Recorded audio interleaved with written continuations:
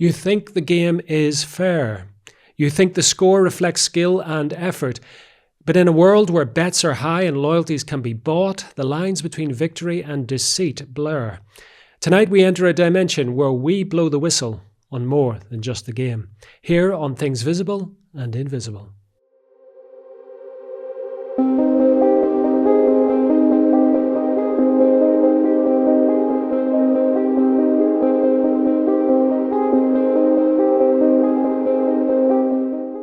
Brian Tuohy is America's leading expert on game fixing in sports and is recognized as a scholarly authority by no less than the United States Supreme Court.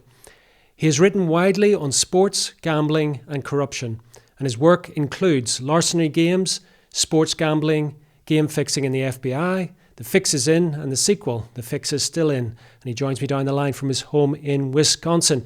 Brian, welcome to Things Visible and Invisible. Thanks for having me on the show. I appreciate it. Brian, when I first encountered your work, I sort of began scratching my head, wondering, are all sports corrupted by this? Are all sports really about gambling and fixes rather than in sporting skill? Well, I think, unfortunately, you can name your sport, be it soccer, rugby, cricket, badminton, baseball, football, basketball. You find corruption wherever you look. The problem is not a lot of people do looking for it. Okay, well, you have studied this area extensively. What was the first, and before that you were writing also extensively about sports. What was the first indication or the first intimation you had that maybe things weren't as they seemed? Well, I think, it comes from reading some older books on the subject matter. There was two books, one called Indifference by a man named Dan Moldea, who wrote about the NFL being corrupted, and as many as 72 games that he had researched, and this was back in the 1980s, had been fixed by members of organized crime or gambling, which the NFL acknowledges never happened. In fact, to this day, they say they've never had a game fixed by anybody at any time ever. And then there's another book written by a guy, a former football player named Bernie Parrish, called They Call It a Game. And in his book, he talked about how he felt as a player in the National Football League in the 1960s when the major broadcast media bought into the league, that he felt like television took over, that it went from being a football game to being a television event. And he wondered out loud whether or not games were being orchestrated by the networks to get the most impact out of their consumers. And so I kind of took both tracks. I started investigating game fixing in sports from both the idea of gamblers and organized crime fixing matches, as well as the entertainment industry fixing games for entertainment purposes. And that's how I wound up where I am today. Now, when it comes to game fixing or match fixing, whatever we want to call it, there are certain sports that spring to mind historically. Boxing being the obvious one, and its links to organized crime, etc., etc. Most people would think maybe boxing, maybe horse racing, but most other sports, not so sure. Are we talking about specific sports such as boxing and horse racing, or are we talking about really the whole sporting ecosystem? I talk about it all. I don't believe any sport has been untouched by this. It's funny because, if I was talking about, a big business like Exxon or Microsoft or Google or some major corporation that had corruption within it, I don't think anybody would blink an eye and they'd all agree with me. They'd be like, oh, yeah, you found this out, you found that out. Yeah, those things are probably, manipulated or orchestrated or corrupted. But yet when I talk about sports, because so many people, I think, take it to heart, they don't want to believe it. They don't want to buy it when they see it right in front of their faces. And the fact is, especially here in the United States, it's so controlled. The sports media so controls what sports fans hear that they don't even recognize what goes on around the world. Because if you look outside the United States, there have been people who have been not only arrested, but tried and convicted of fixing matches in tennis, in soccer, rugby, cricket, baseball in China. Sports all over the world, but here in the United States, it seems like we think this doesn't happen here and can't happen here. But just in the past few months, we have seen gambling scandals break out both in the National Basketball Association in Major League Baseball, which I've been warning people about for 20 years now. And finally, it's like, oh, maybe he wasn't the boy who cried wolf. He was actually knew what he was talking about. And I did, because I did the research, I did the legwork, and I uncovered things that nobody had ever touched before. Yes, I think you're, if I may say, you're going to be very unpopular, Brian, in two camps, and you've identified them perfectly there. One, the sporting establishment that doesn't want to know this and doesn't want their sport tarnished in this way, but also whatever that sports fans group is, be it football, be it horse racing, be it whatever it is, they love their sport and they love the drama of the sport. And for you to come in and say, wait a minute, it's not a drama, it's a fix. You're going to be the most unpopular person in the room. Have you had a lot of pushback, both from fans and also from the sporting establishment? Well, the interesting thing is a lot of fans are happy I'm saying what I'm saying, because probably 99% of the email or contact I've had from fans are all very supportive, because they all have felt the same way, but no one has ever verbalized it. No one ever has put it in writing. Nobody's ever put it in a book. And they're like so happy. It's like, oh my God, someone thinks the way I think. So they're excited by it and they're thrilled that I'm out there talking about it. But on the other hand, when you bring up like the sports media and the leagues, oh, there's been a ton of pushback that I've received. I mean, I think the most glaring example is my book, which you mentioned, the larceny games. Larceny games, I basically did something that no one had ever done before. I went to the FBI and I obtained pretty much every file that I could find from the FBI through the Freedom of Information Act about game fixing in United States sports. I mean, this was boxes, 400 plus files, reams of information that no one had ever touched before. I even wound up actually on an FBI list. They called the Vexum filer list. So I was actually on an FBI watch list because I requested so many files from them. But in it, I found, evidence of, like you said, boxing matches being fixed, horse races being fixed, but things like NFL games being fixed, National Basketball Association games being fixed, Major League Baseball games being fixed, all sorts of things being fixed. The problem was the FBI never got convictions on these things because of various problems that it encountered during these investigations. But this was stuff that was groundbreaking, in my opinion. No one had ever touched it. And so when the book was coming out, what happened was we had contact, my publisher Farrell House and I had contact with ESPN, Yahoo Sports, HBO Sports. I talked to producers from the television show 60 Minutes. Sports Illustrated was going to run an excerpt from my book in their magazine, and then no one touched it. No one did anything.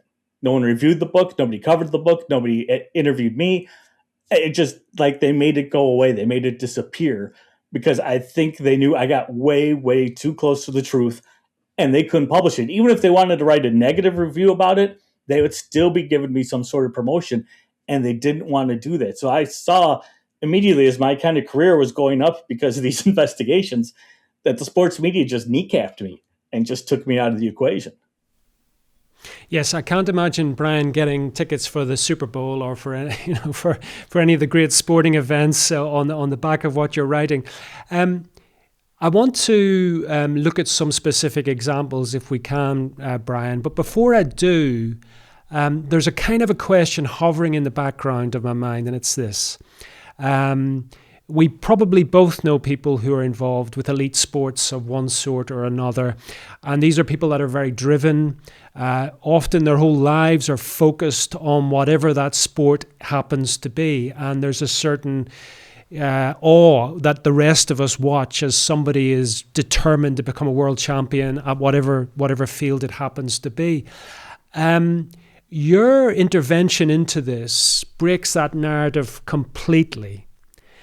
But it also raises the question about how somebody can go from a driven athlete in whatever their particular discipline is to being a party to a facade, a corruption, a fraud of some sort.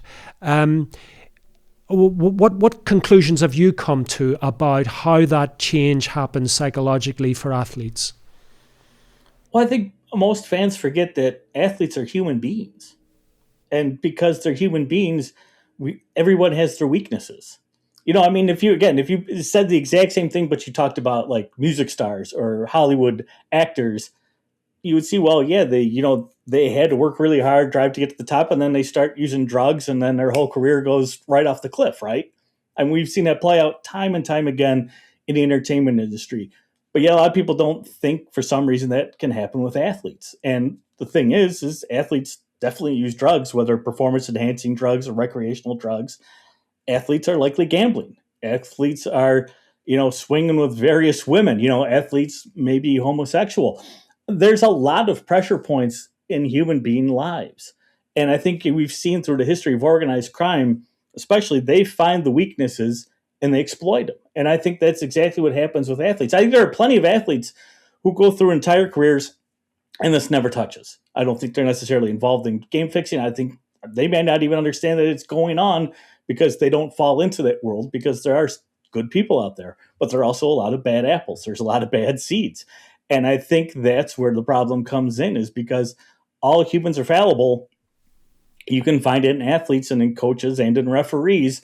And once one of them gets corrupted by whatever their vice may be, then you see this start to come to the forefront. So are we talking, all the vices here? Are we talking in the sense that there's maybe avarice, that people are attracted to financial inducements? But is there also an aspect where people are maybe being blackmailed into acting in certain ways?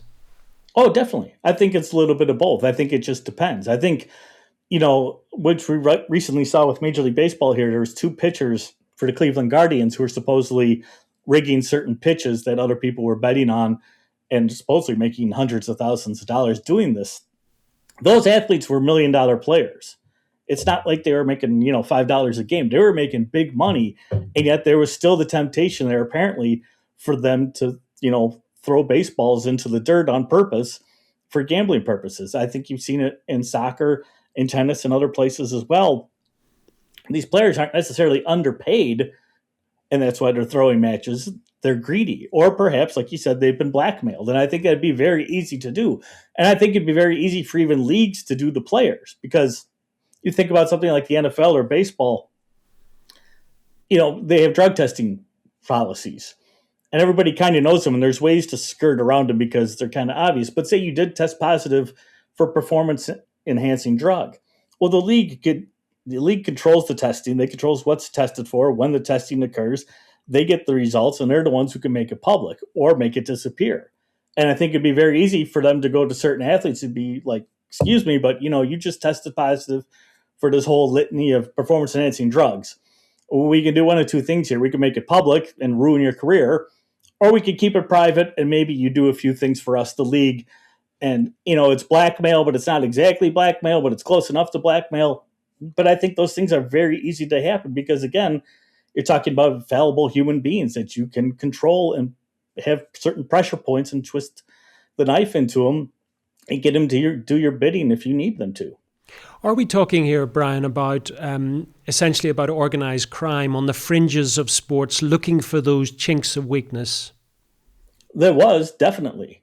I mean, there's a man by the name of Michael Franzese who is definitely an organized crime member. He spent time in jail as a member of, I think is it the Gambino crime family? Can't remember off the top of my head.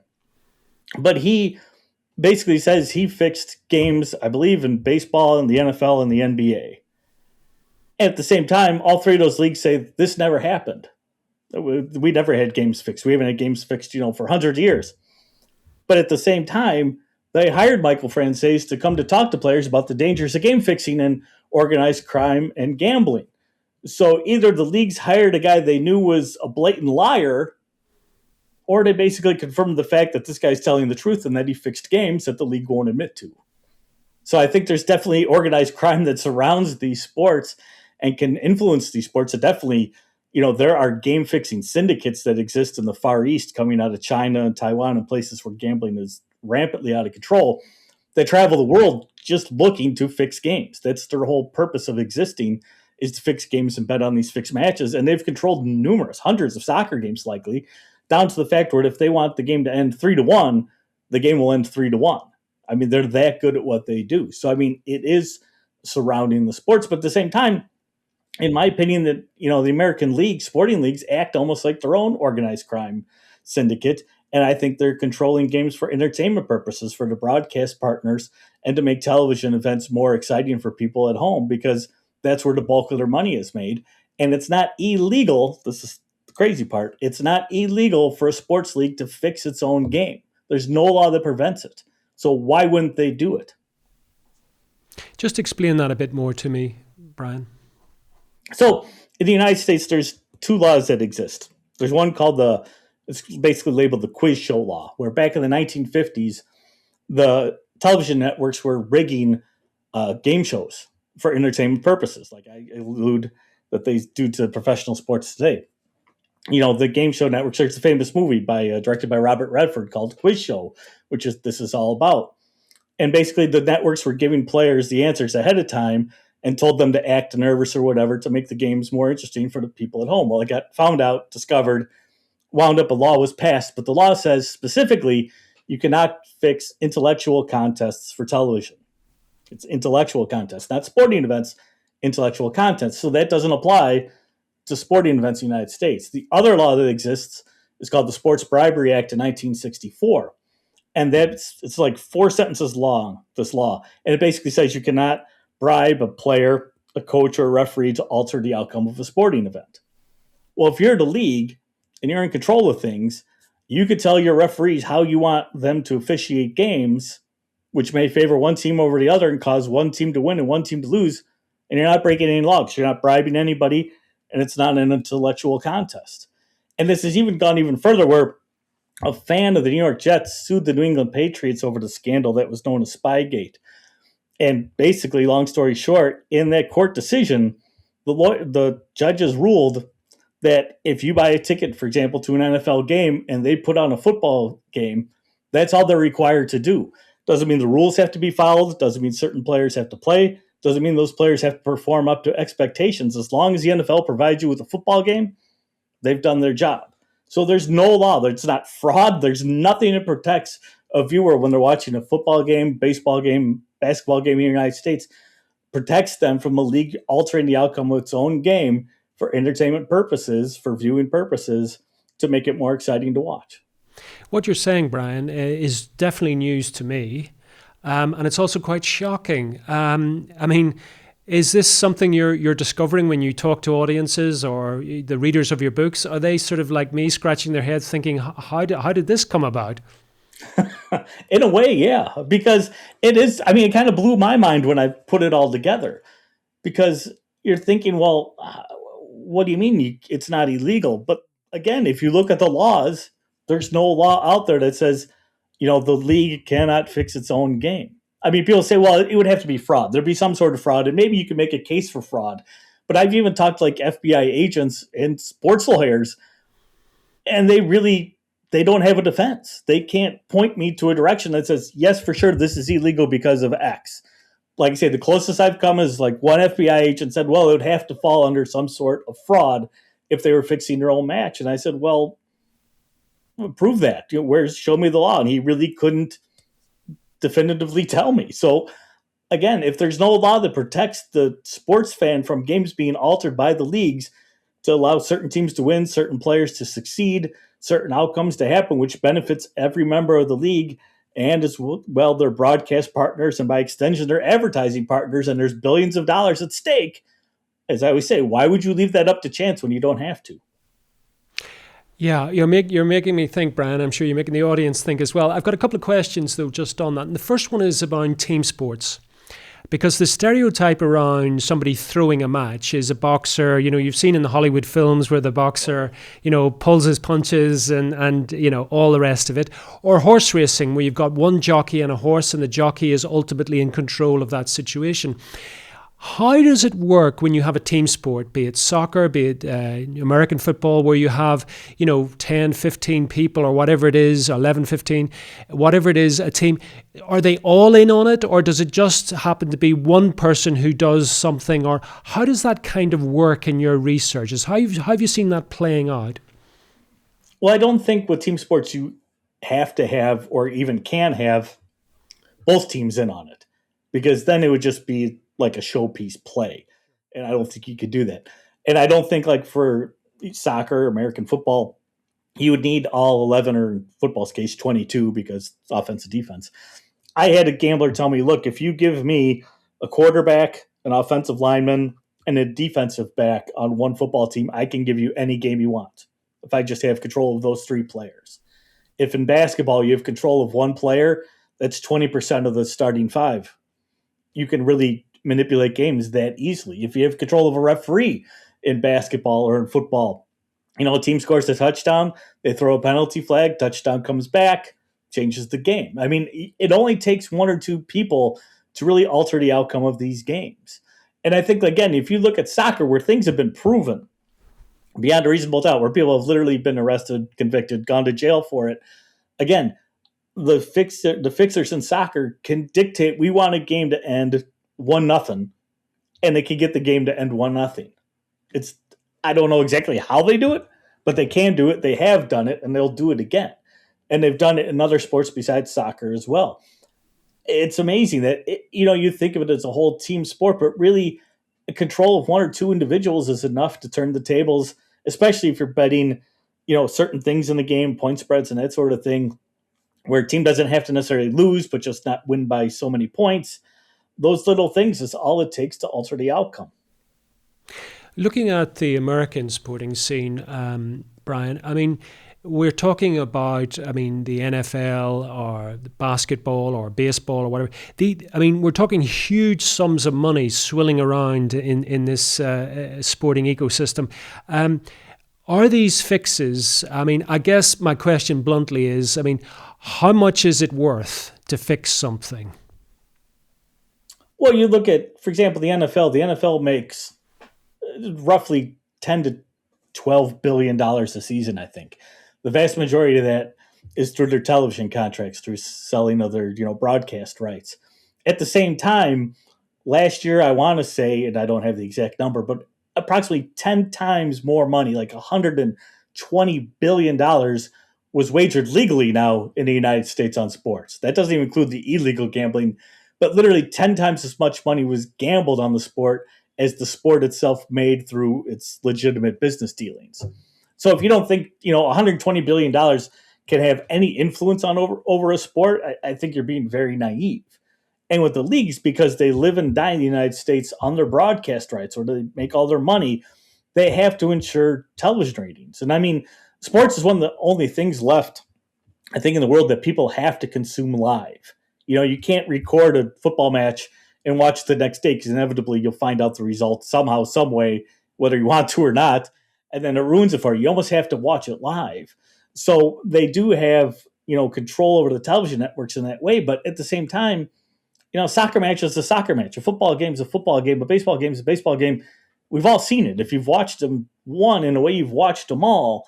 But yet there's always something that kind of keeps you coming back. And I think those are the things that the leagues can control, is if you see a player start to rise in popularity, a star starting to be born, an example like Michael Jordan or LeBron James or whoever, then the league can kind of form a protective bubble around that athlete through its officiating to give that, athlete a little more room to operate, a little more room for that star to shine. They'll score more points, score more goals, what have you. Their team will do better because he's scoring more. His, team will go further into the rankings, into the playoffs, win the championship, what have you, because that little protective bubble that was, brought about by league intervention. And that's all it takes to alter the outcome of numerous games. And yet the league is profiting from it all. And you think, only the team with the star is profiting. No, there's so much revenue sharing. Like in the NFL, they estimate as much as 80% of all the revenue is shared. The team that wins a championship gets basically as much money as a team that didn't win a game all season. So everybody's profiting from this. When you buy a t-shirt on the website from a own team, that money is split amongst all the teams. So everybody's profiting from these things. So it behooves them really to make sure that certain stars shine, certain teams advance further, because everybody's in it for the money. They don't play these games for free. They play them to make a profit. They play it to make money. And this is how you make the most money. So, Brian, are you suggesting then that people who are innately talented at whatever their sport, that their success or otherwise is to some extent manipulated by whatever the governing body of the sport is? I believe so, yes. I think there are certain talents that some players have that truly are over and above anybody else, that they are exceptionally talented and nothing can take that away from them. But at the same time, again, if the league provides this kind of protective bubble, like, in the NBA, if somebody gets too close to them, they get called for a foul all the time. Well, then the defense starts kind of, backing up off that player, gives them a little more room to work, a little more room to shoot. They're going to be better at it. Same in, American football. If a quarterback's really good, really talented, and you let their offensive line get away with murder, you don't call holding penalties or anything else, and give that quarterback a little more time to complete their passes, find the open receivers, they're going to do better. And that's all it takes is a little nudge from the league to say to their officials, hey, make sure you don't call things so close here or call things super close here, throw a few flags, call a few penalties. It's going to change the way the game flows, and it's going to give these talented players a little more room to operate. And that's why I think you see certain stars shine and certain stars not shine, because you take someone like Cam Newton in the NFL, he was destroyed. He was murdered half the time, and the officials would never throw a flag in his favor. Meanwhile, certain quarterbacks like, Tom Brady barely get touched, and they're throwing flags in that guy's favor. I think you see the favoritism within the league because certain players bring television ratings, certain players sell T-shirts, and certain players don't, even though they're talented, but they want to make sure those talents get as much play as they can. I mean, what you're suggesting, Brian, and how you're proposing it makes perfect sense in a way. You've got billions of dollars riding on these various sporting events. As you say, both legitimate and then the betting side of it and whatever the illegitimate side of betting or unofficial betting that goes on around it. So you've got billions of dollars swilling around on these matches or around these matches. But, I mean, is your conclusion that somehow professional sports, especially in the United States, is somehow a kind of sporting Truman show? It's all fixed. It's all preordained. It's actually a farce that we're watching. It's just that we've bought into it so much that we actually think it's real. I think that's very close to what happens, yeah. I don't think that like the NFL says, at the beginning of the year, like right now, says, okay, this team's going to win the championship this year. I don't think they do that. I don't think they pre-plan every game. I don't think they have to pre-plan every game. I think many things occur as you see them. I just think at certain times they see certain stories emerge, certain players emerge, and then they basically, what I call, they give them help. They basically, through their officiating, kind of massage things so certain teams win games that are close, push them over the edge, and certain players get a little more protection, which helps them score more, pushes that team over the edge, and then they massage things up through and sometimes including the championship. But I think it's all about television ratings and story building, because I think a lot of times if you watch sports media, they almost tip off what's going to happen because the sports media will start talking about, oh, did you see this player? Did you see this team? And, oh, man, I think, they're starting to emerge, and lo and behold, they do emerge. It's amazing how often, that things happen and we all just write it off as coincidence. But like in the United States, we had several teams like Boston after the Boston Massacre, after the Boston Marathon bombing, both the Boston Bruins and Boston Red Sox became, on social media, hashtag Boston Strong. And as soon as that happened, the Boston Red Sox went from a last place team to winning the World Series. And the Boston Bruins made it to the Stanley Cup Finals. You had the Las Vegas Golden Knights after the tragic shooting at the country concert in Las Vegas, became Vegas Strong, and an expansion team in the NHL, which has never happened and will probably never happen again, made it all the way to the Stanley Cup Finals off of hashtag Vegas Strong. And it's happened a couple other times, and people just write that off as feel-good stories and just happenstance coincidence. And I say, whoa, you're talking about a multi-billion-dollar industry, a multi-billion-dollar business. You think that just happened by happy accident? It's amazing there's no team that's been hashtag strong something and failed. They've all made it to the championships. I mean, that's bizarre. That's a really bizarre coincidence in a world where I don't think coincidences exist. Is it possible, Brian, to talk us through an example of this? Pick your sport, a United States sport, baseball, football, hockey, whatever you want to choose. Is there a sort of an example that you can give, a kind of case study where you say, look, all of these kind of components, the entertainment side, the mob side, personal foible side, everything sort of comes together to demonstrate your hypothesis? Well, I can't give you an example where all of that coalesces into one event. I mean, I think if you look on the entertainment side and the feel good side, you could look at the New Orleans Saints when they won the Super Bowl after Hurricane Katrina, because you had Hurricane Katrina come through, destroy the Gulf Coast of the United States, heavily damaged New Orleans, really kind of destroy the New Orleans State Stadium, which is now Mercedes-Benz Dome, I think they call it down there. And the New Orleans Saints the year after Hurricane Katrina had to play like in San Antonio and some other city, I think, for their home games. And then suddenly they became like the feel-good story, where the first game back in the Superdome, it was known at the time, was a Monday Night Football game against I think it was the Atlanta Falcons. And lo and behold, if you ever watched that, if you wanted to see one fixed football game for sure, watch the New Orleans Saints Monday Night Football game against the Atlanta Falcons from a few years ago, because that game was a complete show. It was all about New Orleans. It was all about the revitalization of the city, how the New Orleans Saints had brought back the city, all this nonsense that wasn't real but made for great television. Lo and behold, the Saints win the game, and they win it in such a fashion that there's now, a statue outside the stadium commemorating the moment in that game where someone blocked a punt. And then it goes on from there, where the Saints became like America's team. They were on Visa commercials, and everybody was rooting for the Saints. And lo and behold, they finally win the Super Bowl, the first time and the only time the Saints have ever won the Super Bowl. And it was like one elongated fairy tale Cinderella story that came to fruition. And I think none of it was natural. I think it was all orchestrated on some level to have this happy ending, and everybody seemed content with it. It was amazing how it occurred. But it's hard, like I say, you'd be hard pressed to find something where you had gambling, these sorts of manipulations, sure, and all that coalesce into one story. Not what I could think of off the top of my head, at least. Now, just as you're relating that story, I mean, it does sound like a Hollywood script, the way that you've set it out there. But when you say that to people who are working in professional sports or attached to the Saints in New Orleans, what sort of reaction do you get? I mean, do people just say, "Well, you're wrong"? Yeah, pretty much. I mean, well, the funny thing is so let's say all that was orchestrated in favor for the Saints. The Saints wouldn't know about it. You wouldn't want them to know about it because that would ruin the moment, right?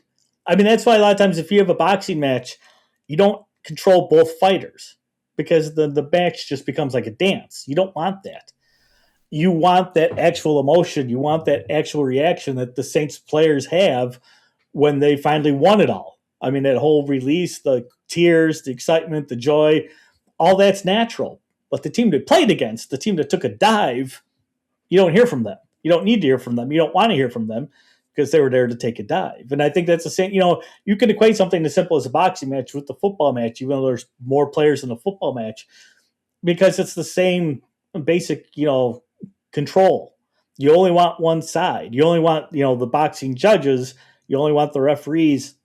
You kind of only want one side of the event, because if you have them dancing, then it does look all contrived. But if one side doesn't know about it, from this example, the Saints, then it appears natural because, again, nobody ever questions the losers. Nobody really talks to the losers.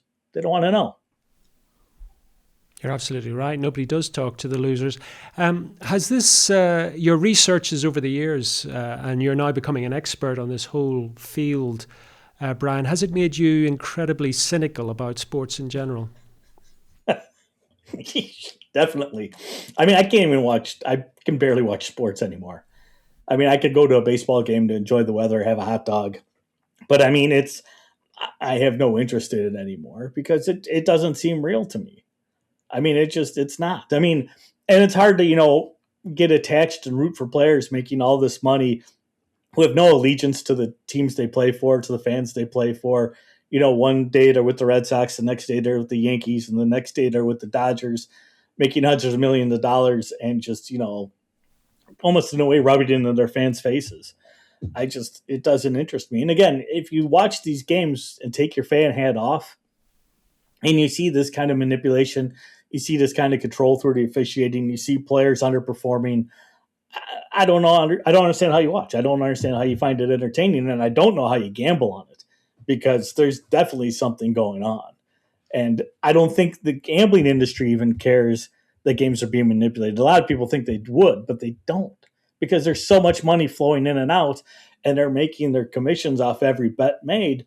They don't care how it ends. If a game's fixed, if it's fixed for gambling purposes, it really only matters to the few fixers who are fixing that game. Everybody else is clueless. It's like betting on professional wrestling, which you can do in some places, even though that's completely 100% scripted. If you bet on wrestler A or bet on wrestler B, doesn't matter that the match was predetermined in the locker room. You don't know. So it's still exciting to watch. It's still exciting, I guess, to put your money on it and see what happens. But I think that's what happens with a lot of professional sporting events is it's predetermined. So for what you're suggesting, the gambling industry couldn't care less one way or the other. It's making money, and the punter presumably is more or less oblivious to what's happening. The most shocking thing, going back to where we started though, Brian, is that there seems to be, with only these two laws, which don't appear to have much substance to them, it seems like the wider authorities, governmental, societal, have even less interest in sort of ensuring there's an integrity to a sporting event. Well, and I think that's exactly the problem, and why I kind of stick out as a lone voice in this wilderness is, there's, like you said, the sports leagues don't want anybody to find out about games being fixed by, organized crime or gambling or what have you, and obviously they wouldn't want to let on the secret that I think that they're manipulating their own games, but the sports leagues don't want fans to know. The gambling corporations don't want fans to think games are corrupted or being fixed because then they're not going to gamble as much. So they don't want people to know. The television networks, the broadcast partners of these leagues, obviously don't want people to know because then they're not going to tune in and watch, and it's going to cost them, hundreds of millions of dollars that they invested in these leagues. And then even, like you said, the authorities, the FBI and other places in the United States and even Interpol around the world, they got bigger fish to fry, right? I mean, do they really care if basketball games gets fixed, or are they really would they rather search out for this murderer or this guy who's trafficking people? So they don't really have an incentive. So nobody has an incentive to go digging into these things. So if nobody has an incentive, who's going to do it? Nobody's going to look for it. So this corruption's kind of allowed to run free and wild, and fans don't think it occurs because nobody wants to out it. And if nobody's putting it in their face, if no media outlet is talking about it, or it's not on the internet or on social media, they don't know what exists. They don't know what happens. They're just blissfully ignorant, I guess, and can happily watch their games. I mean, I'm wondering, you described yourself as a kind of lone voice, Brian, crying in the wilderness here, because, as you say, nobody's interested in breaking this spell.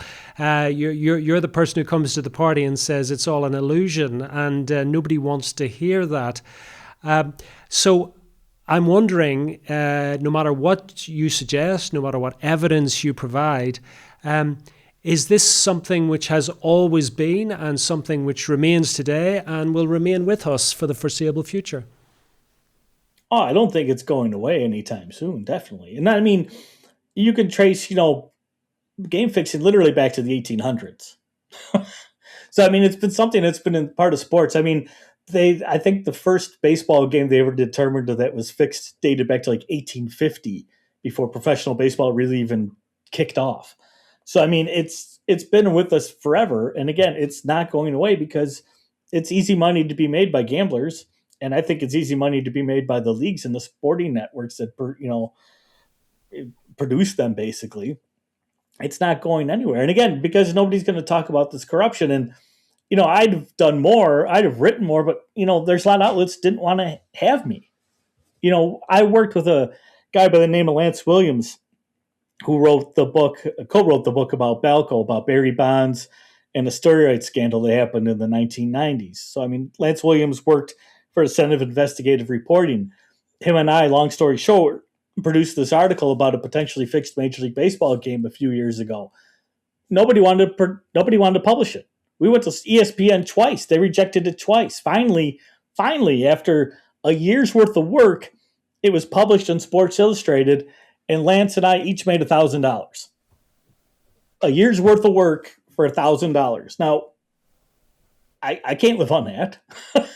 I can't keep writing articles hoping I can find someone to produce it, to publish it, because they don't want to, and then get, a couple of bucks at the end of the day. It's just not worth my time and effort, unfortunately. And so I can kind of do things on my own. But again, how long can I do this for making no money? I have to survive. I have to live. And that's the problem. If you write negative things about the leagues, they can exclude you. They can kick you out of ESPN. They can kick you out of Yahoo Sports. They can kick you out of the locker room so you can't do your job. Who's going to cover this stuff? So they have kind of their own censorship button built in to their organizations, which will keep this stuff quiet as well. I'm just thinking as you're speaking there, Brian, is that the kind of dilemma somebody like yourself is in?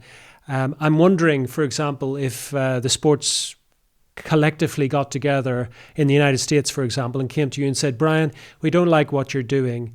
We'd like to make you a very prominent sports writer, and we want you to write nice things about this sport and this sport and this sport, and we're going to pay you a lot of money to do it, rather than $1,000 for a year's work. Has there been any kind of subtle, covert, or less subtle approaches to you saying, Brian, we like your talent, we want to use it in a different way? No, I wish they would have. I mean, I probably would have had a moral quandary to do something in that case, but no, they've never, like you say, I think what they did is what I call censorship by omission, is they basically tried not to talk about me, tried not to have me on their talk shows or what have you. And I know like certain outlets certainly made sure I did not appear on their television show or on their radio shows. So I think they just kind of said, look, if we don't give this guy an outlet, he'll go away, because how long can he do it on his own? Is there information that you came across, and I'm not asking you to name names, but is there information that you came across that you didn't put into the book, which is even more shocking than some of the revelations that are already there? There's a few little things, but I mean, a lot of it I put out there because at a certain point in time, I kind of came to realize that in a way I could write almost anything I wanted and they wouldn't come after me because, again, they didn't want to give me the publicity. So, I mean, even if I wrote, I wrote about how I think Muhammad Ali's whole career was bunk. I think every time he won the heavyweight championship of the world was fixed, all three of those matches. And I wrote about Michael Jordan, how I thought his retirement from the NBA was actually a suspension for gambling. And I've written about other athletes too, but I don't think they want to come after me and sue me, because then suddenly it's going to be a big deal. It's going to be kind of maybe not front page news, but it's going to be in the news. We're like, hey, this writer's getting sued because he wrote this about this player. And then we have some discovery, and then, things may come out that they don't want to come out. So I think they kind of just left me alone. So it allowed me to kind of write whatever I wanted to write, put it in these books, and get the truth out there as much as I could. Brian, unfortunately, the clock has beaten us. The whistle has gone on us on this occasion, so we're going to have to draw this to a close. Tell people where they can find out more about you and where they can pick up a copy of one of your many books. If people want to contact me or reach out, the best way to get me is through my website, which is thefixisin.net. I am on Twitter. The Fix is in Tuohy, which is Tuohy. I don't do a lot of social media besides, well, I guess it's X now. It's not Twitter. And then my books are available at Amazon, Barnes & Noble, whenever good books are sold. You can usually find them. They're out there. Brian, thank you so much for coming on Things Visible and Invisible. Thanks for having me, Sean. I appreciate it. Thank you for joining us on another episode of Things Visible and Invisible. We're dedicated to uncovering phenomena that challenge our understanding of reality, from ancient enigmas and paranormal encounters to scientific anomalies and forgotten histories. If you enjoyed this journey into the mysterious and unexplained, please consider subscribing to our channel and hitting the notification bell to stay updated on future explorations. Have a personal experience or story that aligns with our investigations? We'd love to hear from you. Visit our website at tvi.show and reach out through our contact form. While we can't feature every submission, we review them all, and your story might be featured in an upcoming episode.